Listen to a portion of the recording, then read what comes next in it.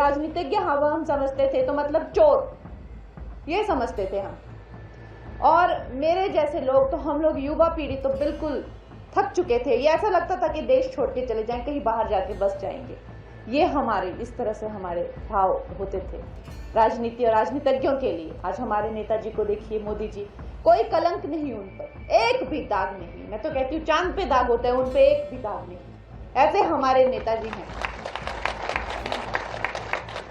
एक वक्त था जब ये लोग जो हैं हमारी सरकार नहीं चलने देते थे। आज हम सब यहाँ पे मेंबर्स हैं भारतीय जनता पार्टी के।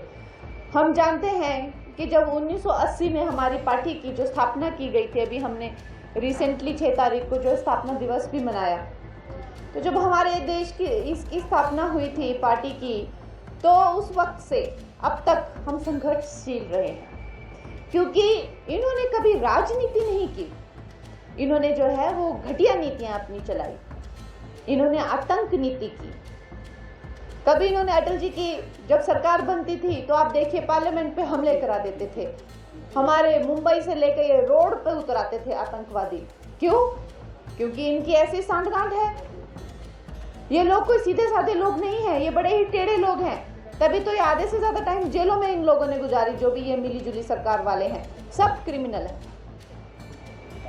इन लोगों ने आज तक एक वोट पर जो है अटल जी की सरकार गिरा दी थी। तो मेरा ये मानना है, मैं एक युवा नेता भी हूं और मुझे सब कहते हैं कि भाई ये तो इसका खून बहुत ज्यादा गर्म है। तो मेरा तो ये मानना है कि ईमानदारी अपनी जगह होती है और दम अपनी जगह होता है। और एक तरह से अगर आप देखें, देश में कुछ कर जाने की भावना भी एक जगह होती है, लेकिन वो करने के लिए कालजा भी चाहिए होता है। और ये जो कालजा है ना, ये बहुत जरूरी होता है। हमने वो ऐतिहासिक दिन देखा पार्लियामेंट में, ज्यादा तो पुरानी क्या बातें करनी, आप सब जानने वाले हैं। आपको पता है कि 370 हटाया, CA 10 लाख हटाया, मणिपुर में प्रेसिडेंट रूल, ये तो खैर बातें हैं, सबको पता है। लेकिन ये मैं आपको पिछले हफ्ते की बात बता रही हूँ कि जब वक्फ बोर्ड का जो वो बिल पारित हुआ और अमित शाह जी ने जब वो बिल वहां पे लाया और उसको पूरी तरीके से उसको बताया, और वो बिल्कुल ही स्वाभाविक बात कर रहे थे कि भाई इस देश में कोई भी संस्था, कोई व्यक्ति विशेष, कोई भी धर्म कानून से ऊपर कैसे हो सकता है?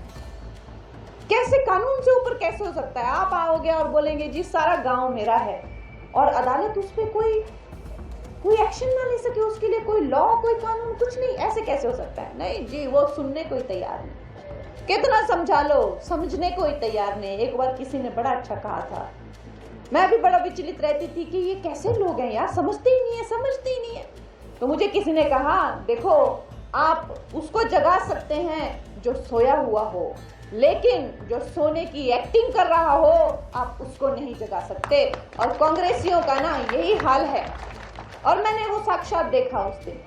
वक्फ बोर्ड समझा रहे हैं, सारी लॉजिक की बात कर रहे हैं कि भाई आप लोगों का जब हमारे देश के टुकड़े हुए थे तो जो भारत से मुसलमान पाकिस्तान गए थे, उन्होंने अपनी जमीन वक्फ बोर्ड करके एक उसमें डाल दी संस्था में, और वहां से जो हिंदुस्तानी यहाँ आए उनकी जमीन पाकिस्तान ने हड़प ली।